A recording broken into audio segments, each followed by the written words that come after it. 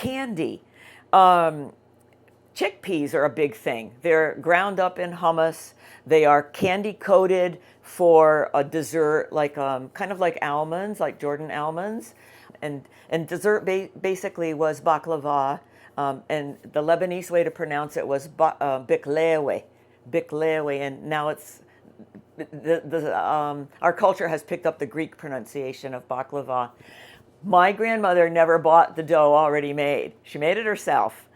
And I'm remembering she would mix it until it was just, I think it was oil or butter in the flour. And she would mix it until that dough was very elastic. And she and my aunts would roll it out. She'd get an immaculately clean white tablecloth, and she'd spread that. She had a big round oak table. She'd spread the dough as they'd roll it out as thin as you could get it, and then they would pull it with their hands until it got really, really thin, kind of like the phyllo dough that we buy in the store now. And she had a loaf pan that she would be making her biklewe in. So she'd put the pan down, and they would take a knife and cut the size of her pan, so the piece was going to fit perfectly in there. And they'd cut the piece as my aunts would. They wouldn't let me do it. They said, "Oh, you're going to tear the dough." They wouldn't trust me. I was a little kid.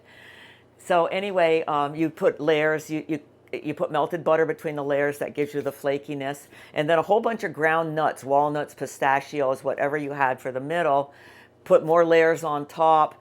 Bake it in the oven. And when it came out, you'd pour a sugar syrup. It was just sugar and water. My grandmother used rose water as a flavoring. I personally don't like it. It's like eating flowers, and I don't like eating flowers. So anyway, I use vanilla. And sometimes I use cinnamon. I like cinnamon.